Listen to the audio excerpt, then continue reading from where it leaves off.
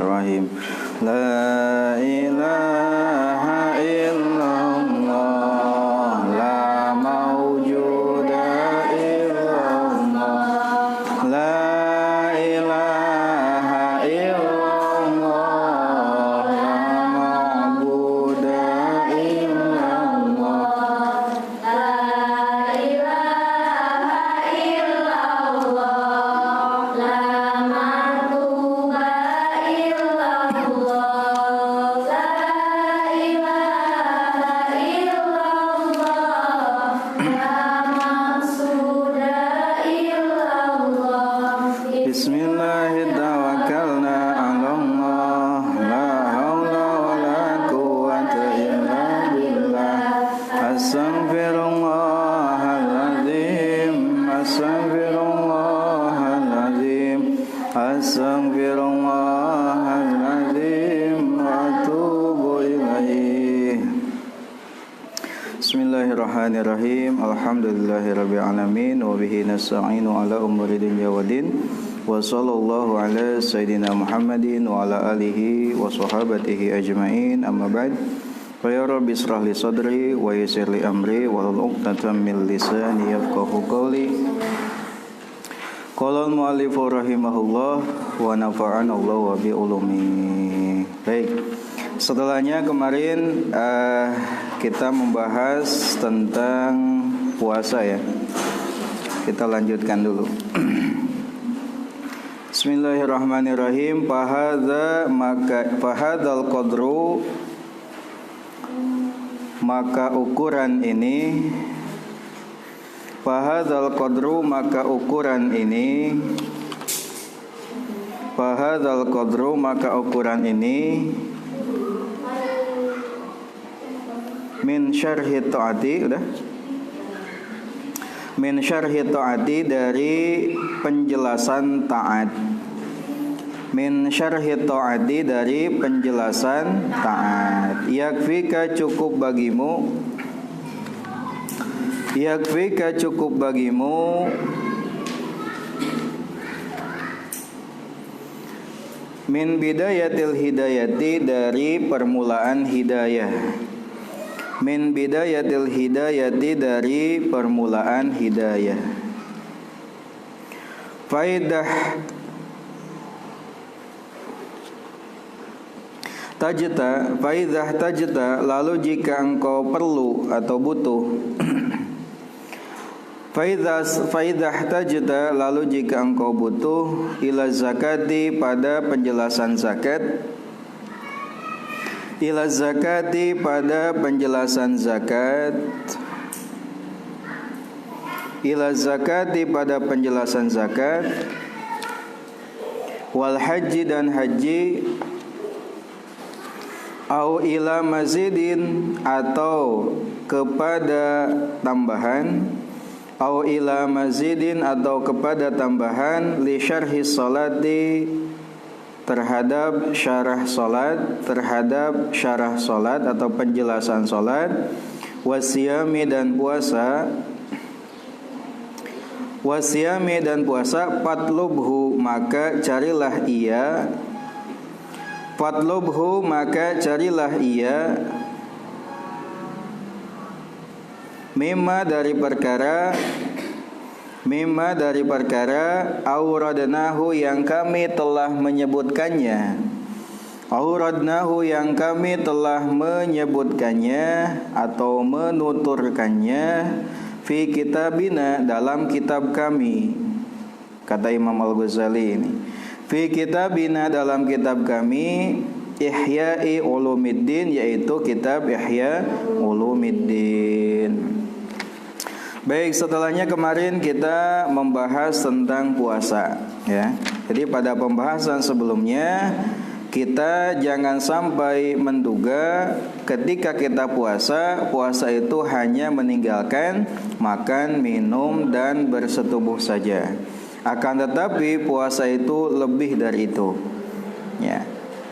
Dengan demikian Nabi berhujjah bahwasanya kam min shaimin, betapa banyak orang yang berpuasa laisa lahu min siyamihi, yang tidak ada dari puasanya illa ju' wal atash, kecuali lapar dan haus saja. Itu karena beranggapan bahwasanya puasa itu hanya menahan lapar dan haus saja. Lebih dari itu, puasa itu tidak hanya aspek itu saja. Akan tetapi sempurnanya puasa itu adalah dengan menahan anggota tubuh seluruhnya dari hal-hal yang dibenci oleh Allah Subhanahu wa ta'ala. Dan itulah yang dinamai dengan puasanya orang-orang soleh, atau puasa di level kedua, yaitu puasa khusus.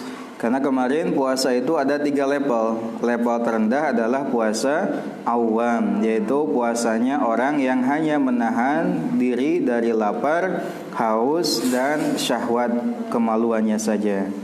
Nah, di level kedua ada puasa khusus, yaitu puasanya orang-orang soleh, yaitu puasa dari menahan seluruh anggota tubuh dari hal-hal yang dibenci oleh Allah Subhanahu wa ta'ala. Dan yang terakhir, puasa di level tertinggi adalah khususul khusus, yaitu puasa dari selain Allah Subhanahu wa ta'ala.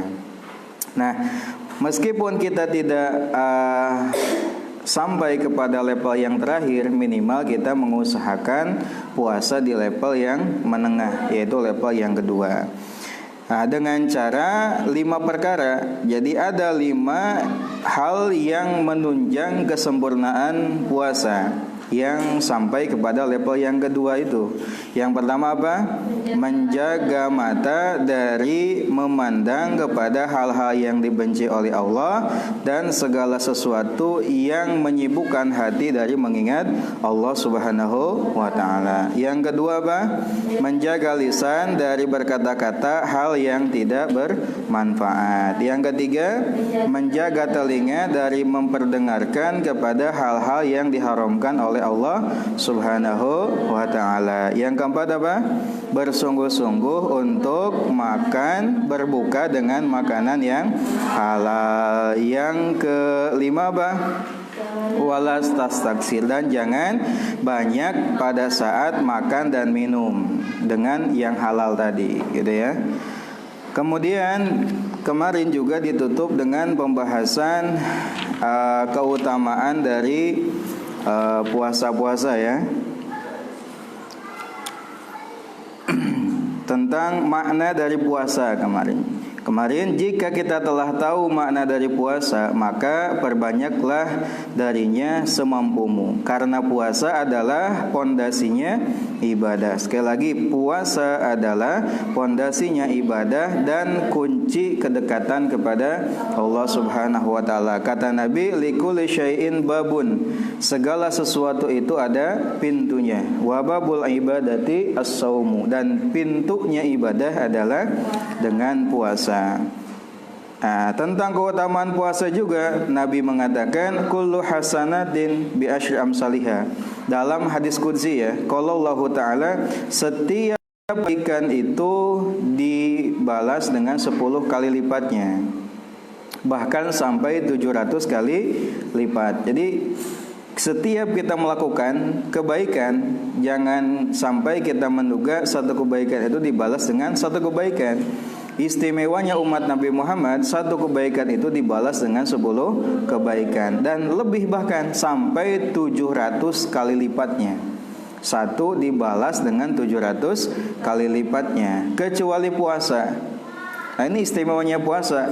Dalam hadis qudsi tadi, kecuali puasa, kata Allah, fa innahu li wa ana ajzibi, puasa itu untukku dan aku akan membalasnya. Dalam hadis lain Nabi mengatakan tentang keutamaan bau mulutnya orang yang berpuasa, walladzi nafsi biyadihi, demi zat yang jiwaku ada dalam kekuasaannya, la khulufu fami shaimi atyabu indallahi min rihil miski, sungguh bau mulutnya orang yang berpuasa lebih wangi menurut Allah dibanding minyak misik. Kemarin kenapa dengan menyebutkan kata misik, tidak minyak yang lain? Karena minyak misik dipandang sebagai minyak yang paling wangi. Nah, ada yang lebih wangi dari itu menurut Allah, yaitu bau mulutnya orang yang berpuasa. Ya, Dalam hadis qudsi Allah mengatakan innama yadharu syahwatahu wa tu'amahu wa syarabahu min ajli fasaumu li wa ana ajzibi, sama tadi. Lalu Nabi juga mengatakan lil jannati babun yuqalu lahu ar-rayyan la yadkhuluhu illa shaimun.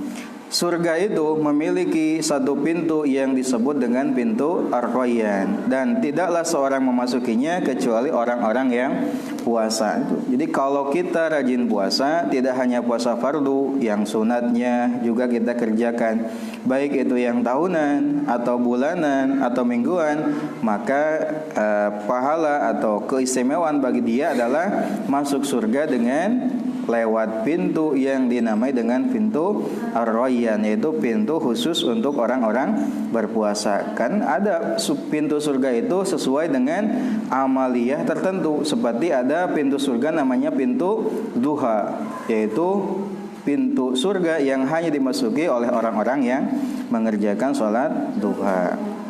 Nah, itu kemarin pembahasan. Sekarang di akhir dari bab tentang puasa, Imam Al-Ghazali melanjutkan, ukuran ini adalah tadi menjelaskan tentang syarat dari taat, syarah dari taat, menjelaskan tentang ketaatan, gitu ya.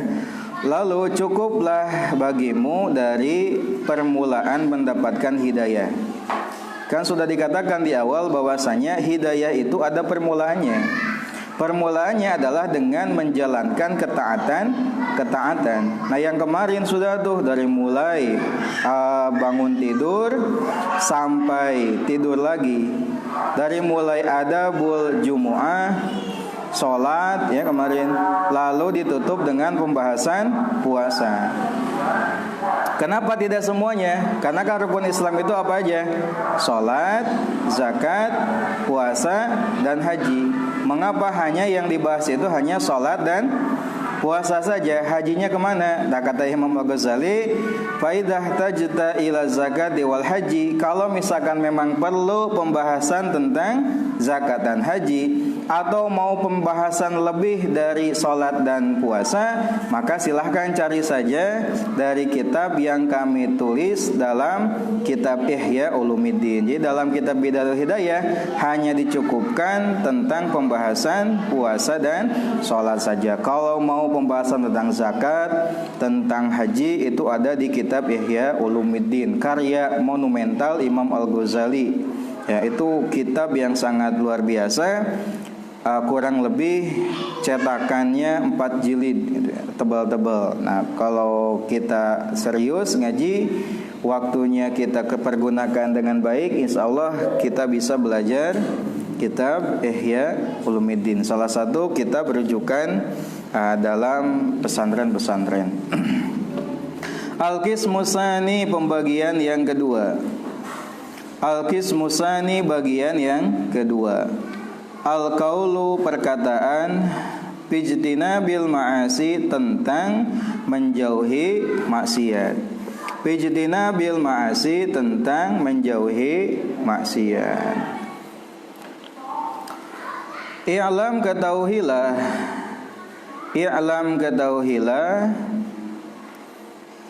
anna lid-dini, sesungguhnya bagi agama, anna lid-dini, sesungguhnya bagi agama, syatraini, ada dua bagian.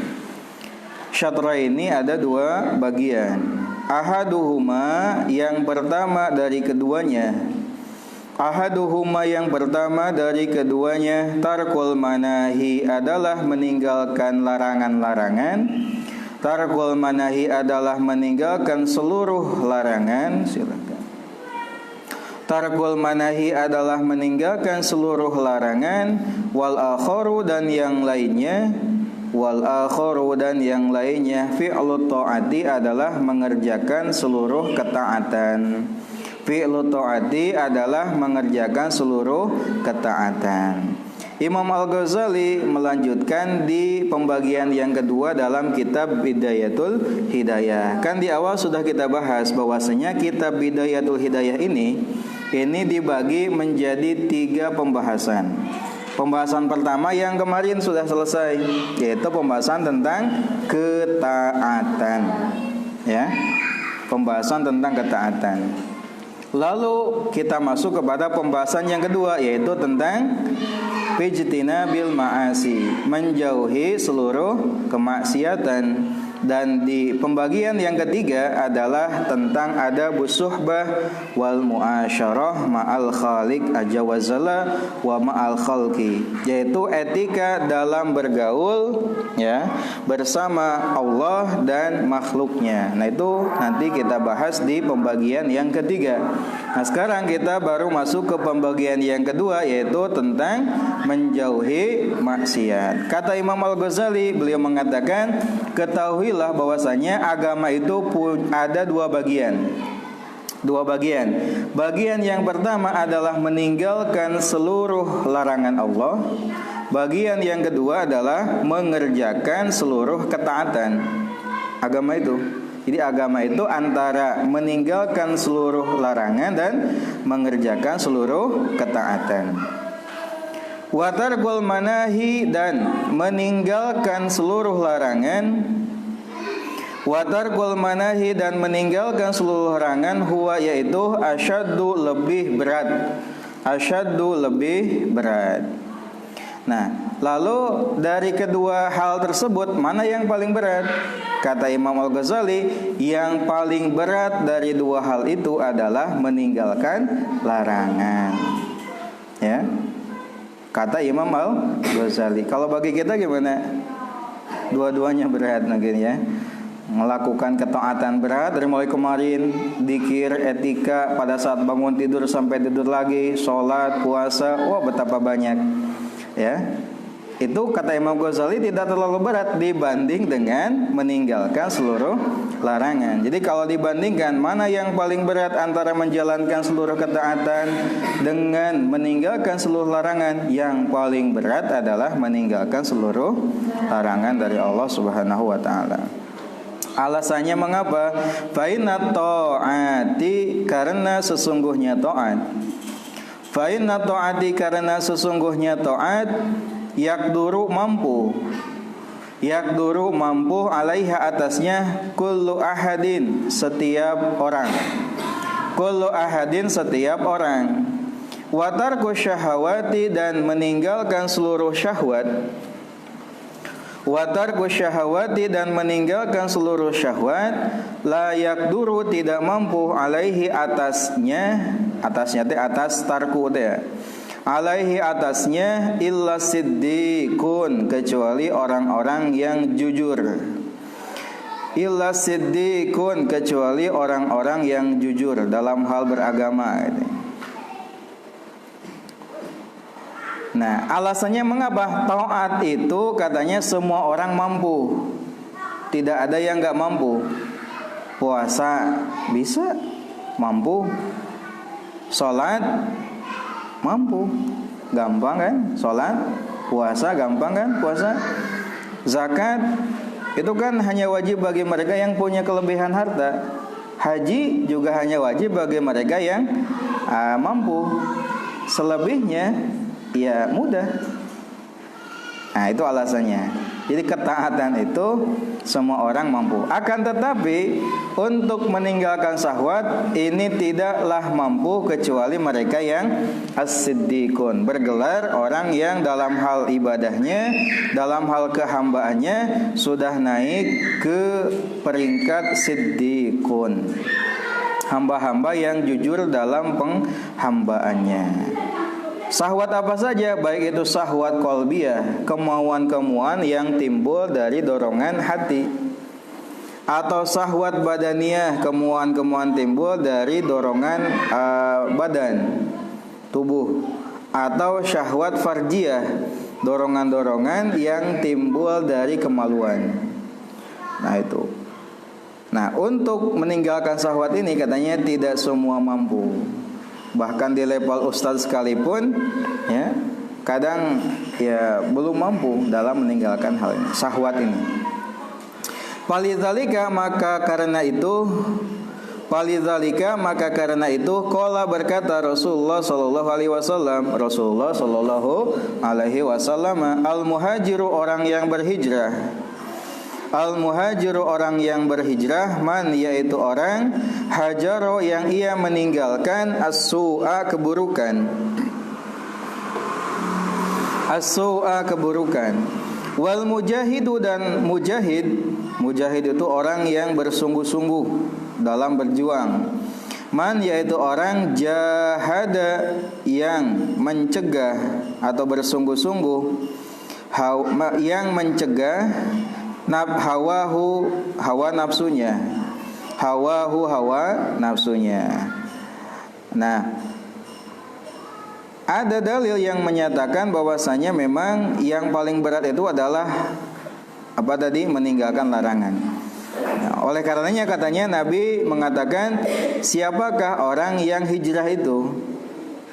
Orang-orang yang hijrah itu adalah orang yang meninggalkan keburukan. Dan siapakah mujahid itu? Orang yang berjuang, ya.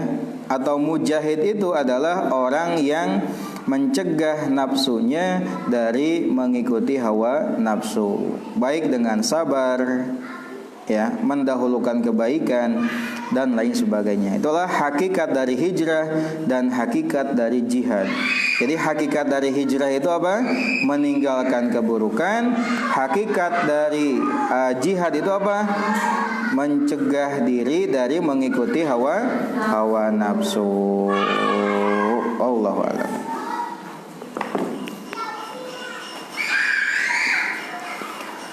Bismillahirrahmanirrahim. Ad-darsul rabi'u, pelajaran yang keempat. Ad-darsul rabi'u, pelajaran yang keempat. At-ta'rifu, definisi, bin nifasi, nifas.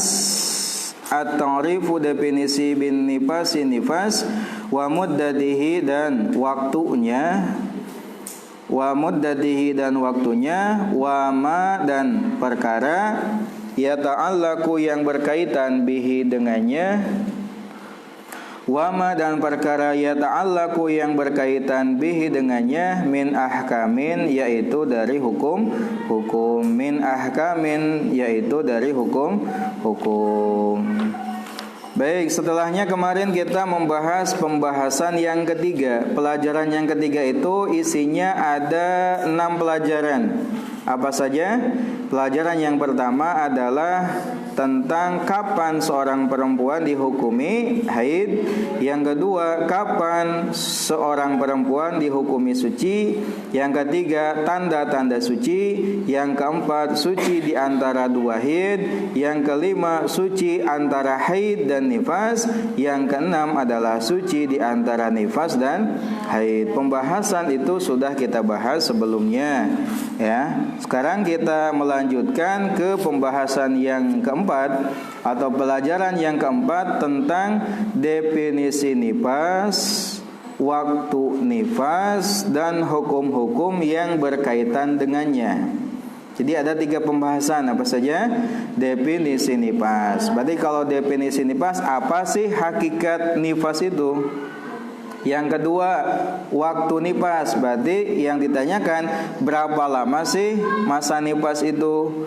Lalu hukum-hukum yang berkaitan dengannya, apa saja yang boleh dan apa saja yang tidak boleh bagi perempuan yang nifas dan lain sebagainya.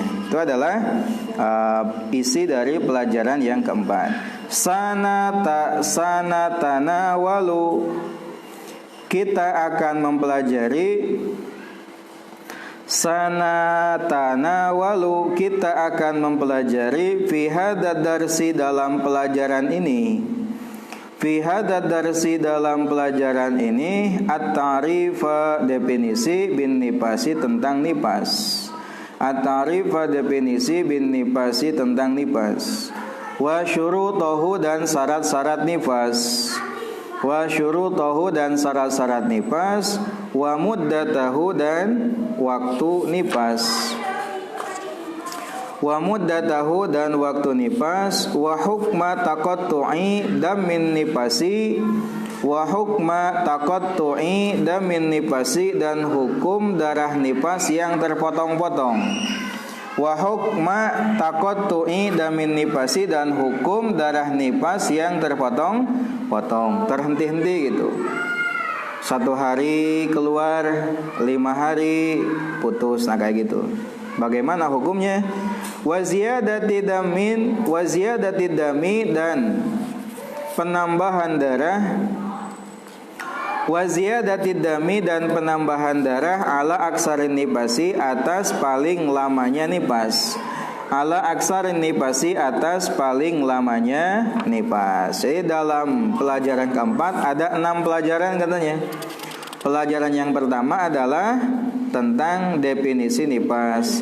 Yang kedua, syarat nifas. Yang ketiga, waktu nifas. Yang keempat, hukum darah nifas yang terputus-putus. Lalu hukum tentang penambahan darah dari paling lamanya masa nifas. Awalan yang pertama, ta'rifun nifasi, definisi nifas. Awalan yang pertama, ta'rifun nifasi, definisi nifas. An-nifasu, adapun nifas, lugatan menurut bahasa. An-nifasu, adapun nifas, lugatan menurut bahasa. Al-wiladatu, yaitu melahirkan. Al-wiladatu, yaitu melahirkan. Wasumia, dan nifas dinamai. Wasumia, dan nifas dinamai bidzalika, dengan hal tersebut. Bidzalika, dengan hal tersebut. Li'annahu, karena sesungguhnya ia. Li'annahu, karena sesungguhnya ia. Yakhruju, dia keluar. Yakhruju, ia keluar. Akibat nafsin, setelah nafas. Akibat nafsin, setelah nafas. Au min qaulihim, atau dari ucapan orang Arab. Au min qaulihim, atau dari ucapan orang Arab. Tanaffasa as-subhu, lafad tanaffasa as-subhu. Tanaffasa, nampak. As-subhu, waktu subuh. Tanaffasa, telah nampak. As-subhu, waktu subuh. Wa yu'arrafu, dan didefinisikan. Wa yu'arrafu, dan didefinisikan. An-nifasu, nifas. Syara'an, menurut syara'. Syara'an, menurut syara'. Bi'annahu, bahwasanya nifas. Bi'annahu, bahwasanya nifas. Adamu, adalah darah. Al-khariju, yang keluar. Al-khariju, yang keluar. Ba'da farogi jami'i rahimi. Ba'da farogi jami'i rahimi, setelah habisnya seluruh rahim, atau setelah selesainya seluruh rahim. Wa qad taqaddama, dan sungguh telah dahulu. Wa qad taqaddama, dan sungguh telah dahulu, telah lalu. Syarhu dzalika, penjelasan hal tersebut. Syarhu dzalika, penjelasan hal tersebut. Fid darsil awwali, dalam pelajaran pertama. Fid darsil awwali, dalam pelajaran yang pertama. Baik, pada pembahasan pertama ini kita akan membahas tentang definisi nifas. Berarti kalau definisi nifas menjawab pertanyaan apa itu nifas, apa hakikat itu nifas, sehingga membedakan antara haid dengan istihadhah. Karena kan di awal sudah kita pelajari bahwasanya darah yang keluar dari kemaluan wanita itu tidak lebih dari 3. Ya, tidak ada yang keempat, la robi alaha. Yang pertama adalah darah haid dengan ketentuan-ketentuannya. Yang kedua darah nifas dengan ketentuan-ketentuannya. Dan yang ketiga adalah darah istihadhah dengan ketentuan-ketentuannya. Nah, sehingga kalau misalkan ada perempuan mengalami yang namanya keluar darah, ya, ini darah apa? Ya tinggal dilihat saja apakah ini darah haid jika memenuhi syarat-syaratnya, apakah ini darah nifas atau darah istihadhah. Makanya seorang perempuan itu wajib hukumnya tahu, paham tentang hukum darah ini. dan hal-hal yang berkaitan dengannya. Mengapa? Karena ini berkaitan dengan ibadah.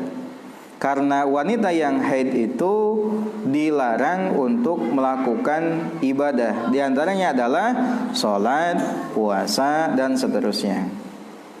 Sehingga kalau perempuan tidak tahu tentang hal ini, maka dikhawatirkan sholatnya tidak sesuai, sholatnya tidak benar. Kenapa?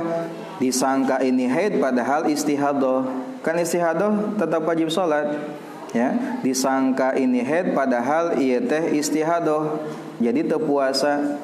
Jadi kan perempuan istihadah tetap wajib puasa dan seterusnya. Sehingga pembahasan tentang haid, nifas, dan istihadah ini fardhu ain, hukumnya diketahui oleh kaum perempuan. Kemarin sudah kita bahas panjang lebar tentang haid, ya. Sekarang kita masuk kepada pembahasan nifas. Apa itu nifas? Nifas secara bahasa maknanya adalah al-wiladah, melahirkan. Mengapa nifas dinamai dengan nifas? Karena ia keluar setelah nafas. Atau diambil dari perkataan orang Arab tanaffasa as-subhu. Akar katanya dari tanaffasa as-subhu yang bermakna nampak, waktu subuh telah nampak gitu. Nah, identiknya darah nifas ini keluar setelah seorang perempuan melahirkan. Sehingga definisi menurut syara nifas itu adalah ad-damu, darah berarti, ya. Berarti lamun notos keluar anak teh bukan darah, itu bukan nifas. Keluar teh koneng misalnya, eta mah lain darah. Kiih itu. Ya. Darah, harus darah. Al-khariju yang keluar, kumaha lamun teu keluar? Ba'da firaghi jami' rahim, setelah habisnya atau selesainya seluruh rahim dari melahirkan. Nah, sehingga Bapak sempat ada pertanyaan dari teman, bagaimana hukumnya dimulai nifasnya kapan katanya? Perempuan itu dimulai nifasnya kapan? Apakah setelah bayinya keluar atau setelah baliknya keluar? Karena ada kejadian bali itu apa namanya bahasa Indonesianya? Ya, bukan ari-ari matalina tuh yang ininya, yang besarnya nih, jadi makanannya itu. Ya. Itu tidak sepaket katanya dengan bayi karena dipotong lalu masih tertinggal gitu. Nah, apakah darah yang keluar sedangkan balik masih di dalam itu sudah dihitung nifas? Ya kata saya belum. Makanya kita lihat definisi dari nifas itu sendiri. Apa tadi definisinya? Darah yang keluar setelah selesainya rahim dari melahirkan. Berarti lamun ayeuna bayi geus keluar tapi balikna masih kene di jero, geus selesai can lahirana? Ya belum. Ya berarti darah yang keluar ketika bali masih di dalam masih belum dihukumi darah nifas gitu. Memang ada gitu bayi itu lahir tanpa bali, ayat nyata ayat. Nah itu dijawab, oh kaharti cini. Seperti itu, kita paham dulu definisi dari nifas itu sendiri sehingga tidak terjebak dengan kasus-kasus yang seperti itu. Nah, pembahasan tentang itu sudah dibahas pada pelajaran yang pertama. Sanian, pelajaran kedua. Sanian yang kedua, syurutun nifasi, syarat nifas. Sanian kedua, surutun nifasi, syarat nifas. La yatahaqqaqu tidak nyata.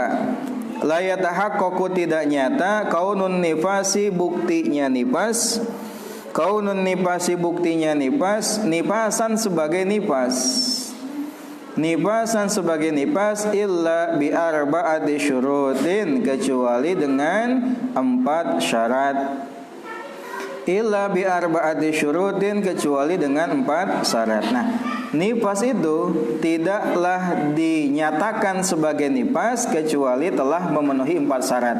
Jadi kalau ada darah keluar saat melahirkan atau setelah melahirkan, itu dinamai nifas ketika memenuhi 4 syarat. Harus paham, harus hafal apa aja syaratnya. Yang pertama, ayyakuna, ada khurujuhu, keluarnya darah, ba'da faragir rahimi, setelah selesainya rahim, walau min alaqatin, meskipun dari alaqah. alaqah itu getih, darah yang menggumpal. Calon baby, kan baby itu awalnya tidak langsung jadi baby gitu kan, tapi dari alaqah dulu. Alaqah itu darah yang menggumpal. Itu katanya prosesnya terjadi selama berapa hari? 100 ya 120 harian kan gitu. Berapa minggu? Ya, alaqah, setelahnya alaqah adalah mudghah, setelah mudghah adanya kehidupan dan seterusnya. 4 bulannya dibagi tilu, seberapa 4 bulan dibagi tilu?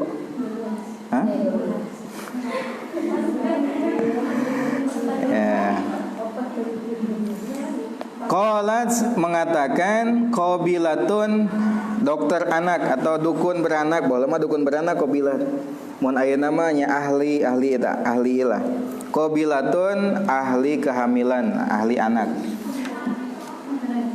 Dokter apa namanya gitu? Qabilah, ya bidan. Kalau bidan punya keterampilan itu gitu ya. Qabilatun bolehlah bidan, dukun beranak silahkan. Istilahnya sama, yang jelas dia berprofesi sebagai orang yang ahli di bidang melahirkan, di bidang anak. Innaha, sesungguhnya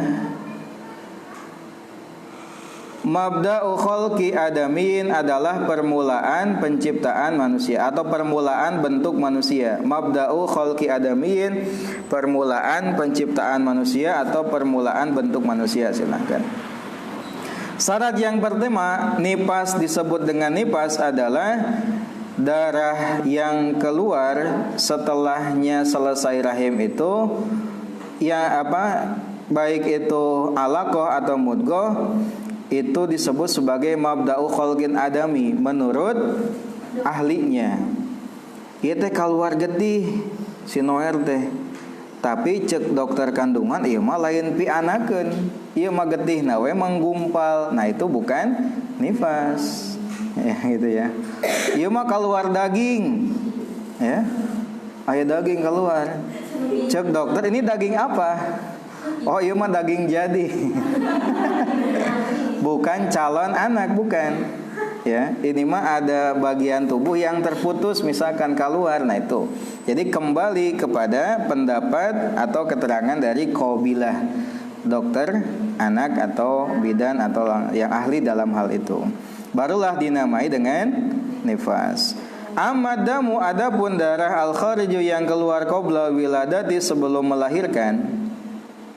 Amadamu, adapun darah al-khariju yang keluar qabla wiladati, sebelum melahirkan. Wahwa, dan itu al-musamma dinamai bitolki, dengan tolki, dan namanya darah tolak ya, yaitu darah yang keluar sebelum melahirkan. Pasti getihan heula namanya darah tolak. Oh, namanya nanti kalian kan akan mengalami gitu, kalau nikah punya anak. Nah, sebelum bayi keluar itu suka keluar darah. Ya, bagaimana gak keluar darah gitu ya? Lubang yang segede apa gitu ya, nanti keluar segede gempa segede budak itu, huluna segede kumaha. Yang jelas banyak kejadian saat melahirkan itu katanya sobek. Nah, kalau sobek itu kalau di puskesmas, kalau di rumah sakit itu suka dijahit gitu. Dan katanya ada sebagian pengalaman para kaum ibu, supaya mudah untuk keluar anak itu tidak nunggu sobek dengan sendirinya, digunting katanya.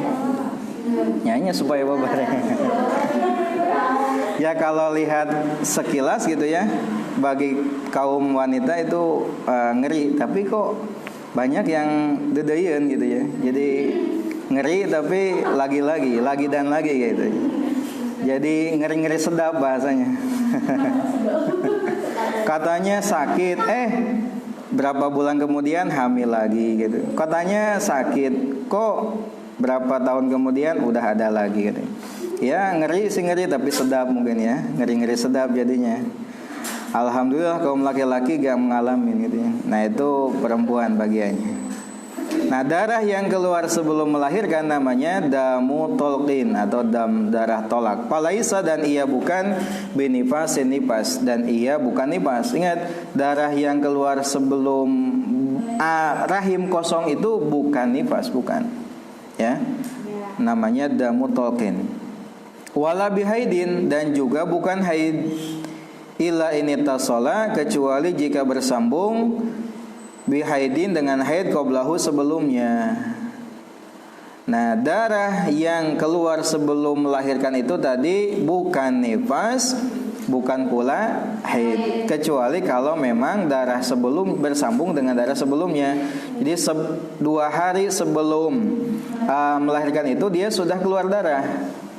Ya, karena kan kemarin sudah dibahas menurut pendapat yang apa kemarin? Pendapat yang asoh, bahwasanya pendapat yang azhar, ya, pendapat yang azhar dari ucapan Imam Asy-Syafi'i, bahwasanya perempuan yang sedang hamil itu masih mengalami haid. Sehingga kalau darah tersebut, darah yang keluar sebelum melahirkan tersebut bersambung dengan darah sebelumnya, maka dihukumi darah haid. Kalau tidak, ya bukan.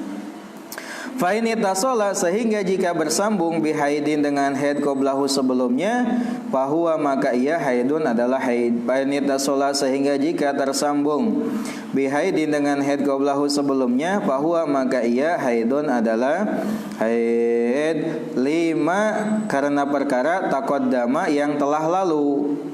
Annal asoha, menurut pendapat yang paling sahih. Annal asoha, sesungguhnya pendapat yang paling sahih. Annadama, sesungguhnya darah. Alladzi tarahu, yang melihatnya. Alhamilu, wanita hamil. Haidun adalah haid. Karena pendapat yang paling sahih menyatakan darah yang dilihat oleh wanita hamil adalah haid. Sehingga ketika perempuan hamil menjelang kelahirannya keluar darah, jika itu bersambung dengan darah sebelumnya, maka itu adalah haid. Kalau tidak, ya bukan. Apa tuh? Ya tadi damu tolqin, darah tolak. Nifas juga bukan, haid juga bukan. Tadi kan syaratnya nifas itu si rahim itu sudah selesai dari melahirkan. Ya. Apa yang dilahirkan? Mabda'ul khalqi, permulaan penciptaan manusia, dari mulai alaqah, mudghah, dan seterusnya. Nah, yang jadi pertanyaan, bagaimana kasusnya kalau perempuan tersebut mengeluarkan bayinya tidak lewat lubang yang seharusnya, misalkan sesar? Apakah dia tetap menjalani nifas? Ya, kalau keluar darah ya nifas. Ya, kalau tidak ya tidak, kan gitu. Ya, nifas. Jadi tidak dibahas tentang lewat mana keluarnya, tapi yang jadi intinya adalah rahimnya sudah kosong atau belum, nah gitu. Kalau kosong, ya, sehingga kalaulah keguguran sekalipun, keguguran ini itu tetap harus menjalani nifas meskipun lewat jalur sesar atau kiret dan lain sebagainya. Itu ya, ini penting fikih kewanitaan. Meskipun yang membahasnya bukan wanita, ya gak apa-apa.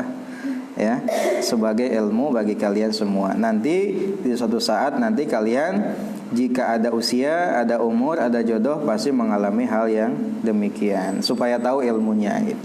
Jadi tong bingung, yuk getih naon. Ya marang getih naon anu bogana kan gitu. Nanya ka salaki, ieu getih naon nya teu apa. Tong nama kan. Itu pentingnya kita membahas mengenai tentang itu. Ya, mudah-mudahan bermanfaat. Allahu a'lam. Rabbin fa'ana bima 'allamtana. Alim balikun alladzi yanfa'una. Rabbi faqihna wa faqih alana wa qaraba na fi dinina tawasalna bita'alumi tawasalna bi